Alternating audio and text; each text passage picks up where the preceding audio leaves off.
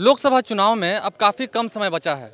आपको पता होगा गांधी मैदान भरने का दावा पार्टियां अक्सर किया करती हैं, क्योंकि ये जानकारी है उनके पास कि जिसने गांधी मैदान को भर दिया, जिसके पास जनता का समर्थन आ गया, समझिए झंडा उसका लहरा गया संसद भवन पर। ऐसा ही कुछ कहा जाता है बिहार की राजनीति में। फिलहाल नमस्कार, स्वागत है आपका लाइव सिटीज़ में। इस वक्त हम खड़े हैं पटना के ऐतिहासिक गांधी मैदान में, उसी गांधी मैदान में जहाँ से लालू प्रसाद हुंकार भरा करते थे, जहाँ से नरेंद्र मोदी हुंकार भरा करते थे, जहां से हुंकार भरकर नरेंद्र मोदी आज देश के प्रधानमंत्री बने हैं।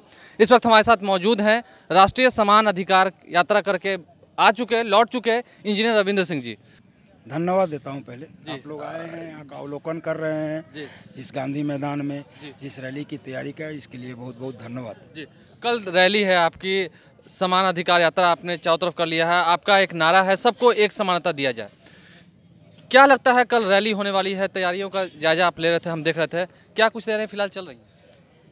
देखिए, अभी तो हम लोग आए हुए हैं गांधी मैदान में। जो हम लोगों का ये गांधी मैदान हमारा रैली के लिए 25 फरवरी के लिए आज 4 महीना पहले बुक हो गया था, लेकिन हम लोग कल से डिस्टर्ब हो रहे हैं और आज तो पूरी तरीके से डिस्टर्ब हुए, क्योंकि यहाँ पर एक बड़ी रैली शायद मार्च में कोई प्रस्तावित है और उस रैली के लिए कुछ बड़े लोगों का रैली है। ठीक है, चूँकि चुनाव है, आप लोग भी बोल ही रहे थे, लोकसभा का चुनाव है और उस रैली की वजह से हमारा कामकाज में बहुत डिस्टरबेंस हुआ। हमारे स्टेज को इधर से उधर बहुत सारा किया गया। ये लोकतंत्र है और लोकतंत्र में आम लोग, जिसे हम लोग जैसे लोग, आम लोग जो धरातल पर, पृथ्वी पर है, वो एक समानता का अधिकार का लड़ाई लड़ रहे हैं। शायद भारतवर्ष के आज़ादी के बाद इतिहास में पहली ऐसी लड़ाई है जो समानता के अधिकार के लिए लड़ाई है, जो संविधान में मौलिक अधिकार दिया गया है, राइट टू इक्वलिटी। वो राइट टू इक्वलिटी जनता तक पहुंचे, क्योंकि अभी तक सब हम लोग किताबें में पढ़ रहे हैं। हमारा उम्र भी 52 साल हो गया। नहीं, आप जैसा कि दावा कर रहे हैं कि आपकी रैली को डिस्टर्ब किया जा रहा था, बार बार स्टेज इसको यहाँ से वहाँ कर दिया था, कुछ बड़े लोगों की रैली है। यदि समानता हमारे देश में होती तब क्या आपको डिस्टर्ब उस वक्त तो नहीं किया जाता? अगर ये समानता होती, लोकतंत्र माने जनता से, जनता द्वारा और जनता के लिए, लेकिन अब ये लोकतंत्र कुछ खास लोगों के लिए हो गया है।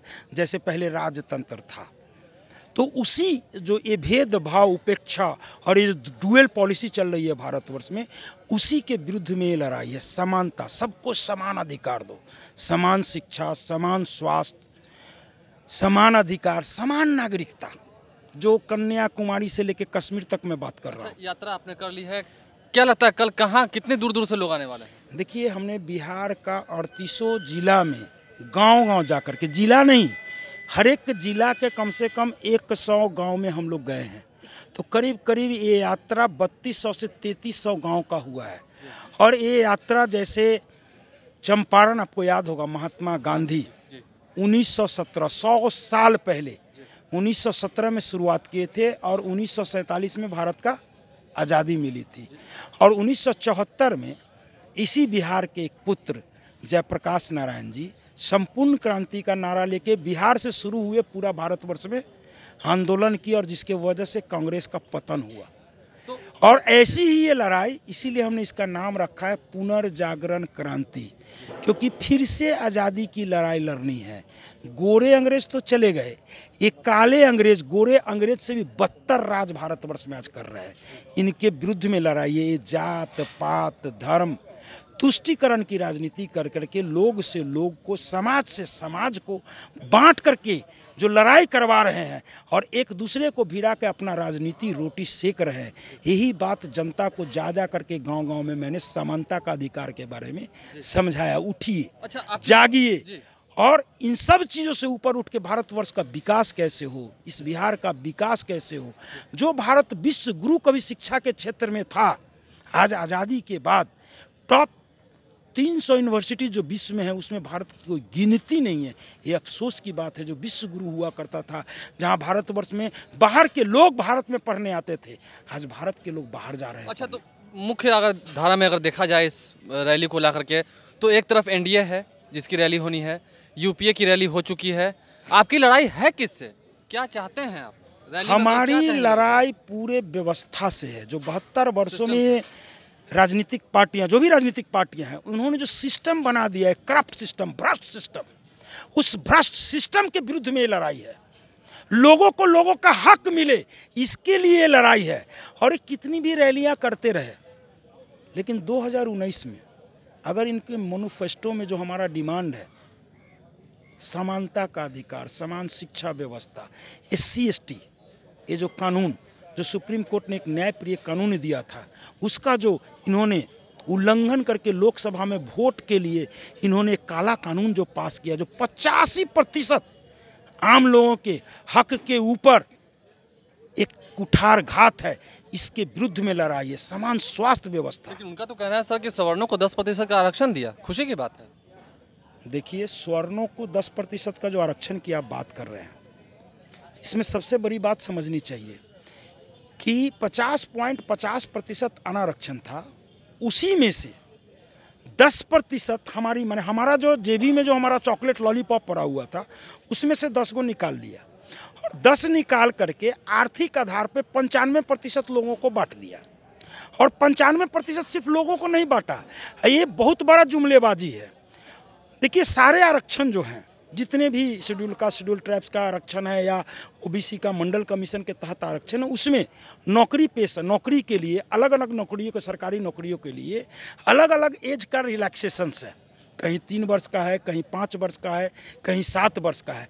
ये लेकिन जो लड्डू दिए हुए जुमला, 3 स्टेट में और चुनाव हार गए, हम लोग समानता का अधिकार है, SC ST के विरुद्ध में लड़ाई लड़ रहे हैं, तो उनको लग रहा है सवर्ण सब नाराज है, हमको वोट न देगा, तो सवर्ण को पटाने के लिए एक लॉलीपॉप दिए।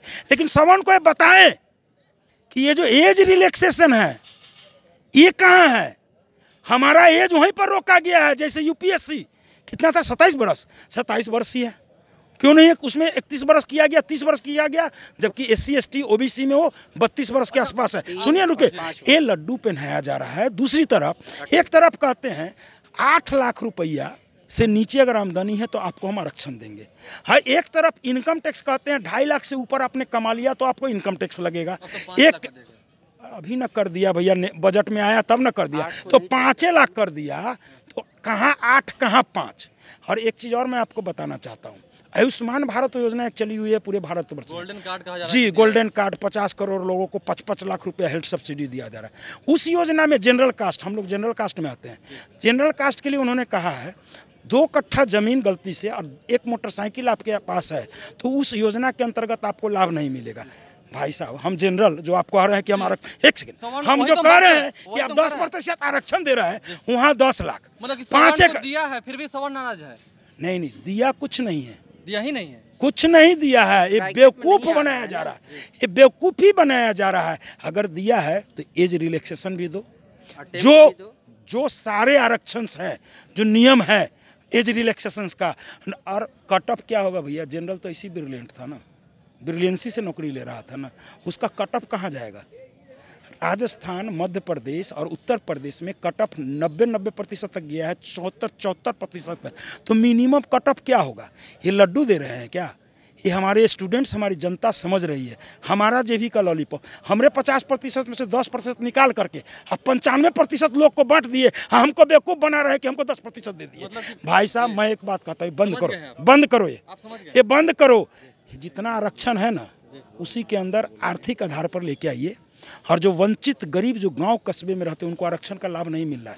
जो 10% लोग जो आरक्षण ले रहे हैं, रामविलास जैसे लोग, तो जिनको आरक्षण मिल गया 72 वर्षों में, उनको निकाल दो इस आरक्षण की परिधि से।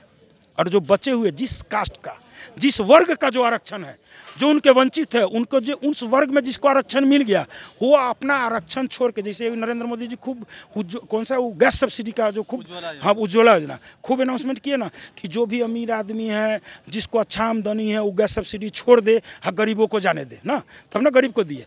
तो हम वही अपील करते हैं नरेंद्र मोदी जी से और सारे सरकार से, जो भी अपना ये लोग कर रहे हैं, कि भाई साहब आप आरक्षण में भी यही नीति लाइए कि जिस परिवार को एक बार आरक्षण मिल गया ना, वो आरक्षण से परिधि से बाहर जाए।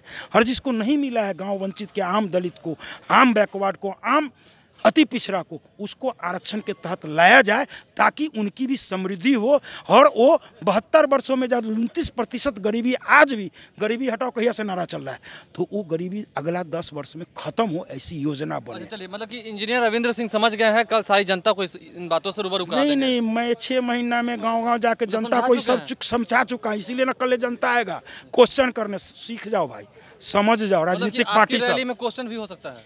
अरे क्वेश्चन तो है, सिर्फ संबोधन दिया? नहीं नहीं, दूसरी की रैली तो पैसा कौड़ी पर जनता को ढो ढो करके लाया जाता है। यहाँ तो आम जनता जागरूक होकर पुनर्जागरण क्रांति के लिए चुपचाप अपने अपने आ रहा है, समझे ना। तो मतलब कि तैयारियां पूरी हो चुकी हैं, आप तैयार हैं? कल से शंखनाद कर दिया जाएगा। शंखनाद कल से पुनर्जागरण क्रांति की शंखनाद है, जैसे संपूर्ण क्रांति हुआ था, कांग्रेस को उलट दिया गया था। और चंपारण यात्रा जैसे आप यात्रा कर चुके हैं? जी, चंपारण से किए 100 साल बाद, याद रखिएगा। हर चीज़ का जो सीक्वेंस है वो लगातार बनते जा रहा है। चंपारण यात्रा हो चुकी है और एक बार फिर से आज़ादी की लड़ाई लड़ी जाएगी, उस आज़ादी से जो हमें सिस्टम से, जो खराब सिस्टम है उससे बाहर निकाले। इंजीनियर रविंद्र सिंह थे हमारे साथ। आप लाइव सीरीज के साथ बने रहे। मैं अपने सहयोगी सुजीत सागर के साथ इस वक्त गांधी मैदान में मौजूद हूँ। यदि अभी तक आपने हमारे चैनल को सब्सक्राइब नहीं किया तो जरूर सब्सक्राइब करें, साथ साथ फेसबुक पेज भी लाइक करें ताकि हर छोटी बड़ी खबरों के साथ हम आपको रूबरू करा सकें। धन्यवाद।